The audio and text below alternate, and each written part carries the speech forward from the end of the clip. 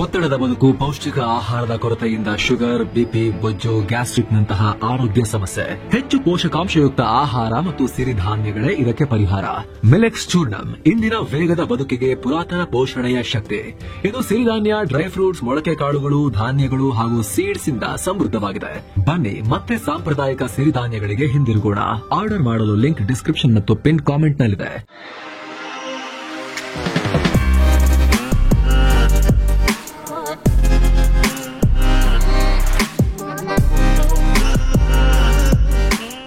Hi friends, ದಿನದ ಎಲ್ಲಾ ಪ್ರಮುಖ ಸುದ್ದಿಯನ್ನು ನಿಮಗೆ ತಲುಪಿಸೋ mastmaga.com ಫುಲ್ ನ್ಯೂಸ್ಗೆ ಸ್ವಾಗತ. ನಾನು ಅಮರ್ ಪ್ರಸಾದ್. ಭಾರತದ ವಿರುದ್ಧ ದಾಳಿ ಮಾಡ್ತೀವಿ, ಭಾರತವನ್ನ ನಾಶ ಮಾಡ್ತೀವಿ ಅಂತ ಕುಣಿತಾ ಇರೋ ಪಾಕಿಸ್ತಾನಿಗಳ ಬುಡ ಅಡಿ ಎಲ್ಲದಕ್ಕೂ ಟಿಟಿಪಿಗಳು ಸ್ಫೋಟಕ ಇಟ್ಟಿದ್ದಾರೆ. ಪಾಕ್ ಸೈನಿಕರನ್ನ ಗುರಿಯಾಗಿಸಿ ಪಶ್ತೂನಿಸ್ತಾನದ ಬೇಡಿಕೆ ಇಟ್ಟು ದೊಡ್ಡ ದಾಳಿಯಾಗಿದೆ. ಪರಿಣಾಮ ಪಾಕ್ ಸೇನೆಯ ಮೇಜರ್, ಲೆಫ್ಟಿನೆಂಟ್ ಕರ್ನಲ್ ಹೀಗೆ ಪ್ರಮುಖ ಆಫೀಸರ್ಗಳು ಸೇರಿ ಕನಿಷ್ಠ 11 ಪಾಕ್ ಸೇನಾಧಿಕಾರಿಗಳೇ ಹೋಗಿದ್ದಾರೆ ಈ ದೊಡ್ಡ ದಾಳಿಯಲ್ಲಿ. ಪಾಕ್ ಸೇನೆಯ ಬೆಂಗಾವಲು ವಾಹನ ಗುರಿಯಾಗಿಸಿ ದಾಳಿಯಾಗಿದೆ. ಅಷ್ಟೇ ಅಲ್ಲ, ಈ ದಾಳಿ ನಂತರ ಪಾಕ್ ಸೇನೆ ಮತ್ತು ಟಿಟಿಪಿಗಳ ನಡುವೆ ಭಾರಿ ಹೊಡೆದಾಟ ಆಗಿದೆ. ಈ ಹೊಡೆದಾಟದಲ್ಲಿ 19 ಟಿಟಿಪಿಗಳನ್ನು ನಾವು ಹೊಡೆದು ಹಾಕಿದೀವಿ ಅಂತ ಪಾಕ್ ಸೇನೆ ಹೇಳಿದೆ. ಅಫ್ಘಾನಿಸ್ತಾನ ಗಡಿ ಸಮೀಪ ಇರೋ ಖೈಬರ್ ಪಖ್ತೂನ್ಖ್ವಾ ಪ್ರಾಂತ್ಯದ ಓರಾಕ್ಝೈ ಜಿಲ್ಲೆಯಲ್ಲಿ ಈ ಘಟನೆಯಾಗಿದೆ. ಸಿನಿಮೆಯ ರೀತಿಯಲ್ಲಿ ಮೊದಲು ಬೆಂಗಾವಲು ವಾಹನ ಹೋಗ್ತಿದ್ದ ದಾರಿಯಲ್ಲಿ ಸ್ಫೋಟಕ ಇಟ್ಟಿದ್ದಾರೆ. ಅವರು ನಿಂತ ತಕ್ಷಣ ಕೂಡಲೇ ಅವರ ಮೇಲೆ ಗುಂಡಿನ ದಾಳಿ ಮಾಡಿದ್ದಾರೆ. ಇನ್ನು ಎಂದಿನಂತೆ ಈ ದಾಳಿಯನ್ನ ಪಾಕ್ ಭಾರತದ ತಲೆಗೆ ಕಟ್ಟೋ ಪ್ರಯತ್ನ ಪಟ್ಟಿದೆ. ಟಿಟಿಪಿಗೂ ಭಾರತಕ್ಕೂ ಏನ್ ಸಂಬಂಧ? ನೀವೇ ಅಫ್ಘಾನಿಸ್ತಾನದಲ್ಲಿ ಒಂದು ಕಾಲದಲ್ಲಿ ಸವರ್ತಾ ಇದ್ರಲ್ಲ ಬೆನ್ನನ್ನ. ಅವರ ತಮ್ಮಂದ್ರಿ ಇವರಲ್ಲ. ತೆಹರಿಕೆ ತಾಲಿಬಾನ್ ತಾಲಿಬಾನ್ನ ಪಾಕಿಸ್ತಾನ ಘಟಕ. ಆದ್ರೆ ಪಾಕಿಸ್ತಾನ ಮಾತ್ರ ಭಾರತದ ಪ್ರಾಕ್ಸಿಗಳು ಈ ದಾಳಿ ಮಾಡಿದ್ದಾರೆ ಅಂತ ಹೇಳಿದ್ದಾರೆ. ಪಾಕಿಸ್ತಾನದ ಪಿಎಂ ಕೂಡ ಈ ಸಾವುಗಳನ್ನ ವ್ಯರ್ಥ ಆಗೋಕೆ ಬಿಡಲ್ಲ, ನಾವು ಪ್ರತಿಕಾರ ಹೇಳ್ತೀವಿ ಅಂತ ಕಿರಿಚಾಡಿದ್ದಾರೆ. ಆದರೆ ಟಿಟಿಪಿಗಳು ಇದಕ್ಕೆ ಬೇರೆಯದೇ ಕಾರಣ ಕೊಡ್ತಿದ್ದಾರೆ. ಯಾಕಂದ್ರೆ ದಾಳಿ ನಡೆಯೋ ಒಂದು ದಿನದ ಹಿಂದೆ ಪಾಕ್ ಸೇನೆ ಟಿಟಿಪಿಗಳ ಪ್ರಮುಖ ನಾಯಕನನ್ನ ಹತ್ಯೆ ಮಾಡಿತ್ತು. ಖೈಬರ್ ಪಖ್ತೂನ್ಖ್ವಾ ಪ್ರಾಂತ್ಯದ ಬಜೌರ್ ಜಿಲ್ಲೆಯ ಗಬೀರ್ ಏರಿಯಾದಲ್ಲಿ ಪೀರ್ ಆಗಾ ಕಂದಹಾರಿ ಅನ್ನೋ ವ್ಯಕ್ತಿಯನ್ನ ಹತ್ಯೆ ಮಾಡಿತ್ತು. ಅದರ ಬೆನ್ನಲ್ಲೇ ಟಿಟಿಪಿಗಳು ಪಾಕ್ ಸೇನೆ ಮೇಲೆ ಈ ರೀತಿ ದಾಳಿ ಮಾಡಿ ಸೇಡ್ ತೀರಿಸಿಕೊಂಡಿದ್ದಾರೆ. 1ಕ್ಕೆ 10 ಅಂತ ಹೇಳಿ ಮುಗಿಬಿದ್ದಿದ್ದಾರೆ. ಇನ್ನು ಮಂಗಳವಾರವಷ್ಟೇ ಪಾಕಿಸ್ತಾನದಲ್ಲಿ ಬಲೂಚಿಗಳು ಕೂಡ ಜಫರ್ ಎಕ್ಸ್ಪ್ರೆಸ್ ಟ್ರೈನ್ ಅನ್ನ ದಾಳಿ ಮಾಡಿ ಹೈಜಾಕ್ ಮಾಡೋಕೆ ಪ್ರಯತ್ನ ಪಟ್ಟಿದ್ರಲ್ಲ. 2 ಕಡೆ ಗಲಾಟೆ. ಖೈಬರ್ ಪಖ್ತೂನ್ಖ್ವಾದಲ್ಲಿ ಪಶ್ತೂನಿಸ್ತಾನ ಬೇಕು ಅಂತ ಹೇಳಿ ಟಿಟಿಪಿ ಗಲಾಟೆ, ಬಲೂಚಿಸ್ತಾನದಲ್ಲಿ ಇಂಡಿಪೆಂಡೆಂಟ್ ಬಲೂಚಿಸ್ತಾನ ಬೇಕು ಅಂತ ಬಲೂಚಿಗಳ ಗಲಾಟೆ. ಅಲ್ಲಿ ಜಫರ್ ಎಕ್ಸ್ಪ್ರೆಸ್ ಟ್ರೈನ್ ಹೈಜಾಕ್ ಪ್ರಯತ್ನದಲ್ಲಿ, ಮತ್ತೊಮ್ಮೆ ಮಾಡೋ ಪ್ರಯತ್ನದಲ್ಲಿ 7 ಮಂದಿ ಗಾಯಗೊಂಡಿದ್ರು ಅಂತ ಪಾಕ್ ಹೇಳಿಕೊಂಡಿದೆ. ಈಗ ಇದನ್ನೂ ಭಾರತದ ತಲೆಗೆ ಕಟ್ಟೋಕೆ ಪಾಕಿಸ್ತಾನ ಪ್ರಯತ್ನ ಪಟ್ಟಿದೆ. ಉಗ್ರರು ಪದೇ ಪದೇ ಜಫರ್ ಎಕ್ಸ್ಪ್ರೆಸ್ ಟ್ರೈನ್ ಟಾರ್ಗೆಟ್ ಮಾಡ್ತಿದ್ದಾರೆ. ಈ ರೀತಿ ಜಫರ್ ಟ್ರೈನ್ ಮೇಲೆ ಬ್ಯಾಕ್ ಟು ಬ್ಯಾಕ್ ದಾಳಿ ಆಗೋಕೆ ಭಾರತ ಕಾರಣ. ಭಾರತದ ಪ್ರಾಕ್ಸಿ ಗುಂಪುಗಳು ಈ ದಾಳಿ ಮಾಡ್ತಿವೆ ಅಂತ ಪಾಕಿಸ್ತಾನದ ರೈಲ್ವೆ ಮಿನಿಸ್ಟರ್ ಹನೀಫ್ ಅಬ್ಬಾಸಿ ಆರೋಪ ಮಾಡಿದ್ದಾರೆ. ಜೊತೆಗೆ ಆಪರೇಷನ್ ಬುನ್ಯಾನ್ ಅಲ್ ಮರ್ಸೂಸ್ ಅಂದ್ರೆ ನಮ್ಮ ಆಪರೇಷನ್ ಸಿಂಧೂರ್ ವೇಳೆ ಪಾಕ್ ಪ್ರತಿಯಾಗಿ ನಡೆಸ್ತು ಅಂತ ಹೇಳಿಕೊಂಡು ಕುಣಿತಾ ಇದ್ದಾರಲ್ಲ ಆ ಕಾರ್ಯಾಚರಣೆ, ಅದರ ವೇಳೆ ತನ್ನ ಸೋಲನ್ನ ಭಾರತಕ್ಕೆ ಅರಗಿಸ್ಕೊಳ್ಳಿಕ್ಕೆ ಆಗ್ತಾ ಇಲ್ಲ, ಅದಕ್ಕೆ ಈ ರೀತಿ ಮಾಡ್ತಾ ಇದೆ. ಮೇ ಸಂಘರ್ಷದ ವೇಳೆ ನಾವು ಭಾರತಕ್ಕೆ ಕೊಟ್ಟ ನೋವು ಅವರಿಗಿನ್ನೂ ಮರೆಯಕ್ಕಾಗ್ತಿಲ್ಲ. ಇಂಥ ದಾಳಿಗೆಲ್ಲ ನಾವು ಹೆದರೋದಿಲ್ಲ. ರುಟೀನ್ ಪ್ರಕಾರ ಎಲ್ಲ ಟ್ರೈನ್ ಕೆಲಸ ಮಾಡ್ತಾ ಇದ್ದಾವೆ ಅನ್ನೋ ಹೇಳಿಕೆಯನ್ನ ಈತ ಕೊಟ್ಟಿದ್ದಾನೆ. ಇರೋ ಸ್ನೇಹಿತರೆ, ಫುಲ್ ನ್ಯೂಸ್ ಮುಂದುವರಿಯೋ ಮುನ್ನ ನಮ್ಮ ಪ್ರೀತಿಯ ವೀಕ್ಷಕರಲ್ಲಿ ಸಬ್ಸ್ಕ್ರೈಬ್ ಮಾಡದೇ ಇರೋರಲ್ಲಿ ಈ ಕೂಡಲೇ ವಿಡಿಯೋ ಕೆಳಗಿರೋ ಸಬ್ಸ್ಕ್ರೈಬ್ ಬಟನ್ ಮೇಲೆ ಕ್ಲಿಕ್ ಮಾಡಿ, ಪಕ್ಕದ ಬೆಲ್ ಐಕಾನ್ ಮೇಲೆ ಕ್ಲಿಕ್ ಮಾಡಿ ನಿಮ್ಮ ಆ ಸಣ್ಣ ಬೆಂಬಲವನ್ನು ನಮಗೆ ಕೊಡಿ ಅನ್ನೋ ಮನವಿಯೊಂದಿಗೆ ಸ್ನೇಹಿತರೆ ಫುಲ್ ನ್ಯೂಸ್ ಅನ್ನ ಕಂಟಿನ್ಯೂ ಮಾಡೋಣ. ಸ್ನೇಹಿತರೆ, ಎಲ್ಲ ಬೆಳವಣಿಗೆಗಳ ನಡುವೆ ಪಾಕ್ನ ಅತಿದೊಡ್ಡ ಇಸ್ಲಾಮಿಕ್ ಪಕ್ಷ ಜಮಿಯತ್ ಉಲೇಮಾ ಎ ಇಸ್ಲಾಮಿ ಎಫ್ ಬಿಗ್ ಸ್ಟೇಟ್ಮೆಂಟ್ ಕೊಟ್ಟಿದೆ. ನಮ್ಮ ಪಕ್ಷದ ಮುಖ್ಯಸ್ಥ ಮೌಲಾನಾ ಫಜಲುರ್ ರೆಹಮಾನ್ ಭಾರತಕ್ಕೆ ಭೇಟಿ ಕೊಡೋಕೆ ತುಂಬಾ ಇಂಟ್ರೆಸ್ಟ್ ಅನ್ನ ಹೊಂದಿದ್ದಾರೆ. ಅವರು ಭಾರತಕ್ಕೆ ಹೋಗ್ತಾರೆ ಅಂತ ಅವರ ಆಪ್ತ ಸಹಾಯಕ ಮತ್ತು ಸಂಸದರೂ ಆಗಿರೋ ಕಮ್ರಾನ್ ಮುರ್ತಜಾ ಹೇಳಿಕೆ ಕೊಟ್ಟಿದ್ದಾರೆ. ಪಾಕ್ ಪತ್ರಕರ್ತ ಶೌಕರ್ ಪಿರಾಚಾ ಜೊತೆಗಿನ ಟಿವಿ ಇಂಟರ್ವ್ಯೂನಲ್ಲಿ ಈ ರೀತಿ ಹೇಳಿದ್ದಾರೆ. ಅಲ್ಲದೆ ಮೌಲಾನಾ ಅವರ ಶಾಂತಿ ಸಂದೇಶವನ್ನ ಪರ್ಸನಲ್ ಆಗಿ ಭಾರತೀಯ ರಾಜತಾಂತ್ರಿಕರಿಗೆ ತಿಳಿಸಿರೋದಾಗಿ ಮುರ್ತಜಾ ಹೇಳಿದ್ದಾರೆ. ಈ ಮೂಲಕ ಪಾಕಿಸ್ತಾನದಲ್ಲಿ ಆಂತರಿಕ ರಾಜಕೀಯ ಕಲಹ ದೊಡ್ಡದಾಗ್ತಾ ಹೋಗ್ತಾ ಇದೆ ಅನ್ನೋದು ಸ್ಪಷ್ಟ. ಯಾಕಂದ್ರೆ ಪಾಕಿಸ್ತಾನದಲ್ಲಿ ಪಂಜಾಬಿಗಳು ಹಾಗೂ ಪಶ್ತೂನಿ ಸಮುದಾಯದ ನಡುವೆ ದೊಡ್ಡ ಉದ್ವಿಗ್ನತೆ ಇದೆ. ಅದರಲ್ಲೂ ಈ ಫಜಲುರ್ ರೆಹಮಾನ್ ಖೈಬರ್ ಪಖ್ತೂನ್ಖ್ವಾ ಭಾಗದವರು. ಈ ಟಿಟಿಪಿ ಅವರು ಪಶ್ತೂನಿಸ್ತಾನ ಕೇಳ್ತಿದಾರಲ್ಲ ಅದೇ ಭಾಗದವರು. ಅದರಲ್ಲೂ ಕೂಡ ಟಿಟಿಪಿ ಪ್ರಭಾವ ಇನ್ನು ಸ್ವಲ್ಪ ಜಾಸ್ತಿನೇ ಇರೋ ಡೇರಾ ಇಸ್ಮಾಯಿಲ್ ಪ್ರಾಂತ್ಯದವರು. ಪಶ್ತೂನಿ ಸಮುದಾಯಕ್ಕೆ ಸೇರಿದ ಸ್ಟ್ರಾಂಗ್ ಲೀಡರ್. ಆದರೆ ಆಸಿಮ್ ಮುನೀರಾ ಪಾಕ್ ಸೇನಾ ಮುಖ್ಯಸ್ಥ ಆದಾಗಿನಿಂದ ಪಶ್ತೂನಿಗಳಿಗೆ ಸೇರಿದ ಅಧಿಕಾರಿಗಳಿಗೆ ಉನ್ನತ ಹುದ್ದೆ ಕೊಡ್ತಾ ಇಲ್ಲ. ಆ ಭಾಗದ ರಾಜಕಾರಣಿಗಳನ್ನ ಕೂಡ ನೆಗ್ಲೆಕ್ಟ್ ಮಾಡ್ತಿದ್ದಾರೆ. ಪಂಜಾಬ್ ಮೂಲದ ಅಧಿಕಾರಿಗಳೇ ಎಲ್ಲವನ್ನ ಕಂಟ್ರೋಲ್ ಮಾಡ್ತಿದ್ದಾರೆ. ಅಲ್ಲದೆ ಇಸ್ಲಾಂನ ಹೆಸರಲ್ಲಿ ಮುನೀರ ಇಡೀ ಪಾಕಿಸ್ತಾನಕ್ಕೆ ದ್ರೋಹ ಮಾಡ್ತಿದ್ದಾನೆ ಅನ್ನೋದು ಅನೇಕರಲ್ಲಿ ಸಿಟ್ಟಿದೆ. ಈಗ ಅದೇ ಸಿಟ್ಟಲ್ಲಿರೋ ಪಾಕ್ನ ಅತಿ ದೊಡ್ಡ ಧಾರ್ಮಿಕ ಪಕ್ಷ ಇಸ್ಲಾಮಿಕ್ ಪಾರ್ಟಿ ಈಗ ಭಾರತಕ್ಕೆ ಭೇಟಿ ಕೊಟ್ಟು ಶಾಂತಿ ಸಂದೇಶದೊಂದಿಗೆ ಬರ್ತಾ ಇದ್ದೀವಿ, ಬಹಳ ನಾವು ಕಾಯ್ತಾ ಇದೀವಿ ಭಾರತಕ್ಕೆ ಹೋಗೋಕೆ ಅಂತ ಹೇಳಿರೋದು ಮುನೀರನಿಗೆ ಈಗ ಮೆಣಸು ಇಟ್ಟಂತಾಗಿದೆ ಕಣ್ಣಿಗೆ. ಏನೋ ಕಾಶ್ಮೀರದಿಂದ ಆಘಾತಕಾರಿ ಮಾಹಿತಿ ಬರ್ತಾ ಇದೆ. ದಕ್ಷಿಣ ಕಾಶ್ಮೀರದ ಕೊಕರ್ನಾಗ್ ಪ್ರದೇಶದ ಗಡೋಲೆ ಅರಣ್ಯ ಪ್ರದೇಶದಲ್ಲಿ 2 ಸೈನಿಕರು ನಾಪತ್ತೆಯಾಗಿದ್ದಾರೆ ಅಂತ ಹೇಳ್ತಿದ್ದಾರೆ. ನಾಪತ್ತೆಯಾದವರು ಅಗ್ನಿವೀರ್ ಸೈನಿಕರು ಎಲೀಟ್ 5 ಪ್ಯಾರಾ ಯೂನಿಟ್ಗೆ ಸೇರಿದ್ರು ಅನ್ನೋ ಮಾಹಿತಿ ಇದೆ. ಅಕ್ಟೋಬರ್ 6ನೇ ತಾರೀಕು ಆಪರೇಷನ್ ನಡೆಸೋ ವೇಳೆ ಕಾಣೆಯಾಗಿದ್ದಾರೆ. ನಾಪತ್ತೆಯಾದ ಸೈನಿಕರಿಗಾಗಿ ಭದ್ರತಾ ಪಡೆಗಳು, ಜಮ್ಮು ಕಾಶ್ಮೀರ ಪೊಲೀಸರು ಸೇರಿ ತೀವ್ರ ಶೋಧ ನಡೆಸಲಾಗ್ತಾ ಇದೆ. ನಾವು ಈ ಹಿಂದಿನ ಫುಲ್ ನ್ಯೂಸ್ ನಲ್ಲಿ ಗೆಸ್ ಮಾಡಿದ್ದಂತೆನೆ ಕನ್ನಡದ ರಿಯಾಲಿಟಿ ಶೋ ಬಿಗ್ ಬಾಸ್ಗೆ ಈಗ ರಿಲೀಫ್ ಸಿಕ್ಕಿಬಿಟ್ಟಿದೆ. ಒಂದೇ ದಿನದಲ್ಲಿ 24 hours ಅಲ್ಲಿ ತೊಂದರೆ ಕೊಟ್ಟಿದ್ದು ಆಯ್ತು, ಬಾಗಿಲು ಹಾಕಿದ್ದು ಆಯ್ತು, ರಾಜ್ಯವ್ಯಾಪಿ ದೊಡ್ಡ ಪ್ರಮಾಣದಲ್ಲಿ ನ್ಯೂಸ್ ಮಾಡಿ ಹಂಗಾಮ ಸೃಷ್ಟಿ ಮಾಡಿದ್ದು ಆಯ್ತು, ಬಿಗ್ ಬಾಸ್ ಫುಲ್ ಅಟೆನ್ಷನ್ಗೆ ಬಂದಿದ್ದು ಆಯ್ತು.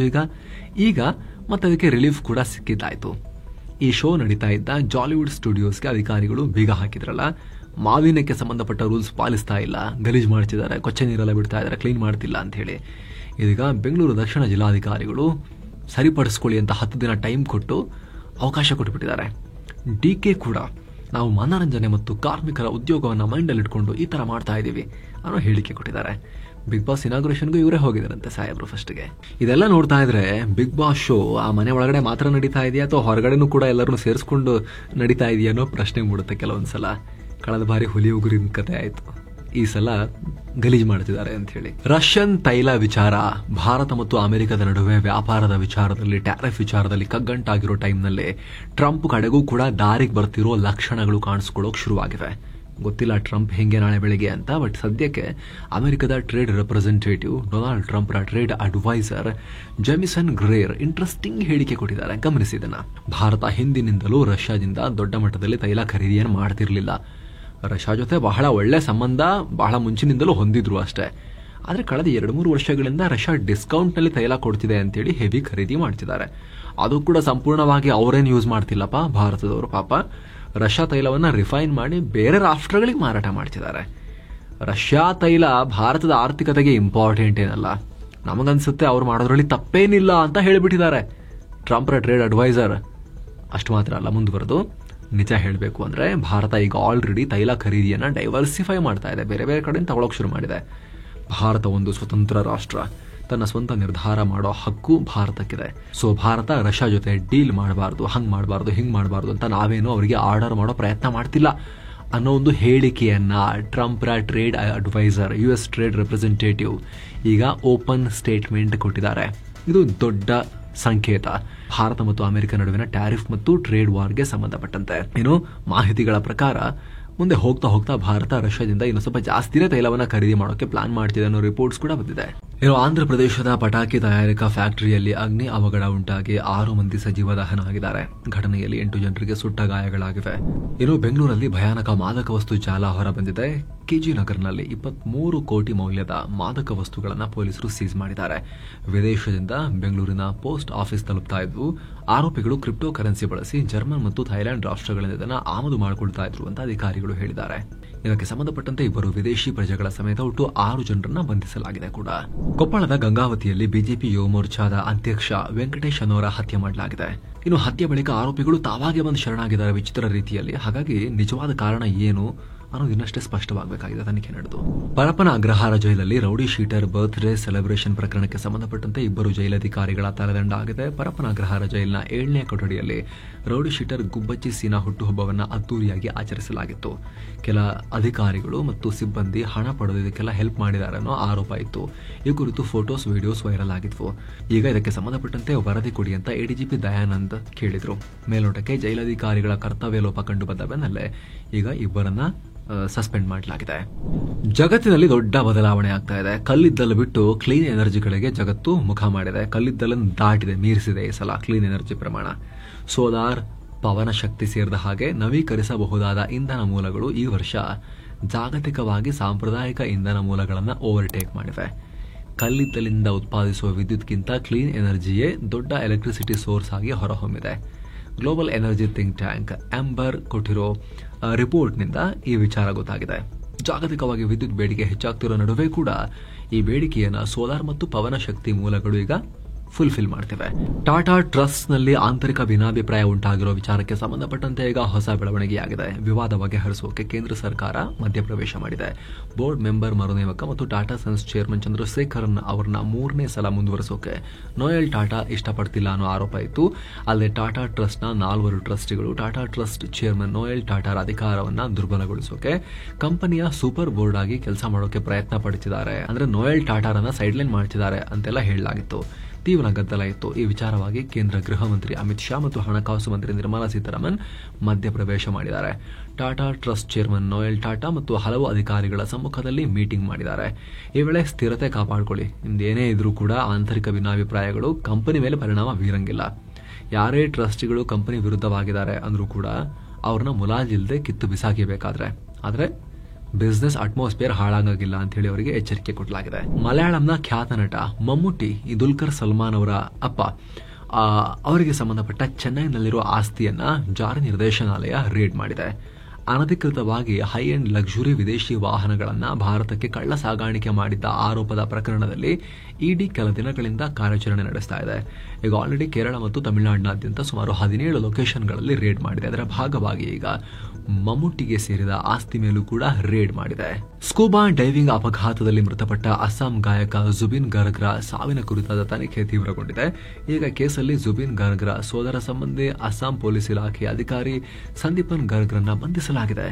ಜುಬಿನ್ ಗರ್ಗ್ ಸ್ಕೂಬಾ ಡೈವಿಂಗ್ ಅಪಘಾತದಲ್ಲಿ ಮೃತಪಟ್ಟ ದಿನ ಇವರು ಕೂಡ ಅಲ್ಲೇ ಇದ್ರು ಅಂತ ಗೊತ್ತಾಗಿದೆ. ಸೊ ತೀವ್ರ ವಿಚಾರಣೆಗೆ ಒಳಪಡಿಸಿ ಇವರನ್ನ ಅರೆಸ್ಟ್ ಮಾಡಲಾಗಿದೆ. ಸದ್ಯ ಕೋರ್ಟ್ ಇವರನ್ನ 7 ದಿನಗಳ ಪೊಲೀಸ್ ಕಸ್ಟಡಿಗೆ ಒಪ್ಪಿಸಿದೆ. ಬಹಳ ತಿರುವುಗಳನ್ನ ಪಡ್ಕೊಳ್ತಾ ಇದೆ ಪ್ರಕರಣ. ಪಿಎಂ ಮೋದಿ 19,650 ಕೋಟಿ ರೂಪಾಯಿ ಖರ್ಚಿನ ನವಿ ಮುಂಬೈ ಇಂಟರ್ನ್ಯಾಷನಲ್ ಏರ್ಪೋರ್ಟ್ NMIA ನ ಉದ್ಘಾಟನೆ ಮಾಡಿದ್ದಾರೆ.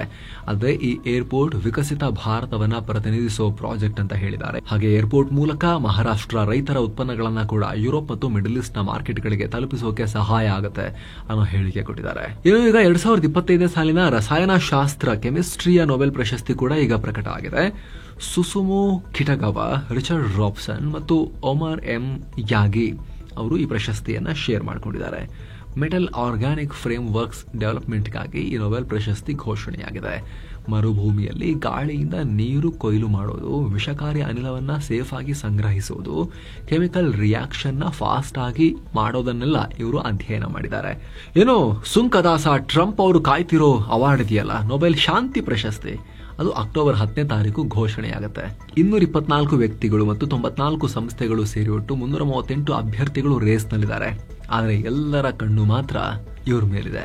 ಏನೋ ಸದ್ಯ ಭಾರತ ಭೇಟಿಯಲ್ಲಿರೋ British prime minister Keir Starmer ಮುಂಬೈಗೆ ಬಂದಿಳಿದ್ರು.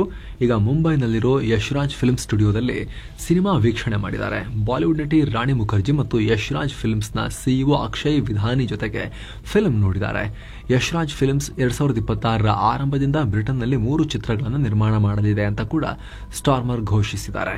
ಇದೇ ವೇಳೆ ಮುಂಬೈನ ಯೂತ್ ಫುಟ್ಬಾಲ್ ಟ್ರೈನಿಂಗ್ ಸೆಂಟರ್ಗೆ ಭೇಟಿ ನೀಡಿ ಪ್ರೀಮಿಯರ್ ಲೀಗ್ ಟ್ರೋಫಿಯನ್ನ ಅವರು ವೀಕ್ಷಿಸಿದ್ದಾರೆ. ಇನ್ನು 93ನೇ ವಾಯುಪಡೆ ದಿನವನ್ನ ಉತ್ತರ ಪ್ರದೇಶದಲ್ಲಿರುವ ಹಿಂಡನ್ ಏರ್ ಬೇಸ್ ನಲ್ಲಿ ಆಚರಿಸಲಾಗಿದೆ. ಈ ಕಾರ್ಯಕ್ರಮದಲ್ಲಿ ಸಿಡಿಎಸ್ ಅನಿಲ್ ಚೌಹಾಣ್, ವಾಯುಪಡೆ ಮುಖ್ಯಸ್ಥ ಎಪಿ ಸಿಂಗ್, ಸೇನಾ ಮುಖ್ಯಸ್ಥ ಜನರಲ್ ಉಪೇಂದ್ರ ದ್ವಿವೇದಿ ಹಾಗೆ ನೌಕಾಪಡೆ ಮುಖ್ಯಸ್ಥ ಅಡ್ಮಿರಲ್ ದಿನೇಶ್ ತ್ರಿಪಾಠಿ ಸೇರಿ ಅನೇಕ ಹಿರಿಯ ಸೇನಾಧಿಕಾರಿಗಳು ಪಾಲ್ಗೊಂಡಿದ್ರು. ಈ ವೇಳೆ ಪರೇಡ್ ಕೂಡ ನಡೆಸಲಾಗಿದೆ. ಅಪಾಚೆ ಅಟ್ಯಾಕ್ ಹೆಲಿಕಾಪ್ಟರ್ಗಳು, C-17 Globemaster military transport aircrafts, C-130 super Hercules aircraft ಸೇರಿದ ಹಾಗೆ ಹಲವು ಏರ್ಕ್ರಾಫ್ಟ್ ಗಳನ್ನ ಡಿಸ್ಪ್ಲೇ ಮಾಡಲಾಗಿದೆ. ಪಿಕ್ನಿಕ್ ಮಾಡೋಕೆ ಅಂತ ಕುಣಿಗಲ್ನ ಮಾರ್ಕೋನಹಳ್ಳಿ ಅಣೆಕಟ್ಟೆಗೆ ಬಂದಿದ್ದ 6 ಮಂದಿ ಈಜೋಕೆ ಹೋಗಿ ನೀರಿನಲ್ಲಿ ಕೊಚ್ಚಿಕೊಂಡು ಹೋಗಿರೋ ಘಟನೆಯಾಗಿದೆ. 6 ಜನರ ಪೈಕಿ 2 ಮೃತದೇಹ ಪತ್ತೆಯಾಗಿದ್ದು 4 ಪೊಲೀಸರು ಹುಡುಕಾಟ ನಡೆಸ್ತಾ ಇದ್ದಾರೆ.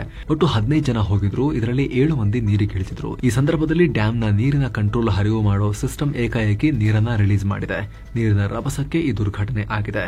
ಆದರೆ 7 ಜನರ ಪೈಕಿ ಒಬ್ಬನನ್ನ ಮಾತ್ರ ಕಾಪಾಡಲಾಗಿದೆ. ಮೃತರೆಲ್ಲ ಒಂದೇ ಕುಟುಂಬದವರು ಅಂತಲೂ ಹೇಳಲಾಗ್ತಾ ಇದೆ.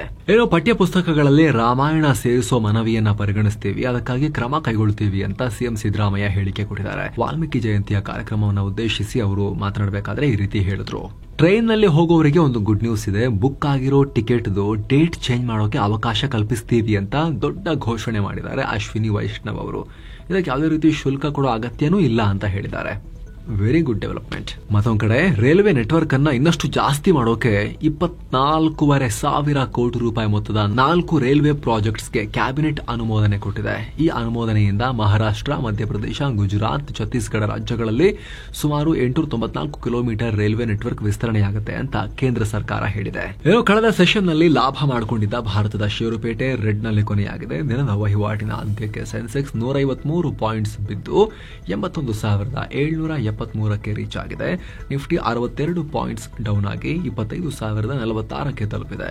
ಹೂಡಿಕೆದಾರರು ಪ್ರಾಫಿಟ್ ಬುಕಿಂಗ್ ಮಾಡಿಕೊಂಡಿದ್ದಾರೆ. ಇದರ ಜೊತೆಗೆ ಜಾಗತಿಕ ಮಾರುಕಟ್ಟೆಯ ವೀಕ್ ಟ್ರೆಂಡ್ ಕೂಡ ಷೇರುಪೇಟೆಗೆ ಪೆಟ್ಟು ಕೊಟ್ಟಿದೆ. ಹೀಗಾಗಿ ಹಿಂದಿನ 4 ಸೆಷನ್ಗಳಲ್ಲೂ ಗ್ರೀನ್ ನಲ್ಲಿದ್ದ ಷೇರುಪೇಟೆ ರೆಡ್ಗೆ ಹೋಯಿತು. Titan, Infosys, Tata consultancy services, tech Mahindra ಮತ್ತು HCL ಟೆಕ್ನಾಲಜೀಸ್ ಷೇರುಗಳು ಮಾತ್ರ ಗ್ರೀನ್ ನಲ್ಲಿದ್ವು. ಆದರೆ Tata motors, UltraTech cement, power grid, Mahindra and Mahindra, sun pharmaceutical industries red ನಲ್ಲಿದ್ವು. ಡಾಲರ್ ಮುಂದೆ ರೂಪಾಯಿ ಮೌಲ್ಯ 3 ಪೈಸೆ ಡೌನ್ ಆಗಿ 88 ರೂಪಾಯಿ 80 ಪೈಸೆ ಆಗಿದೆ.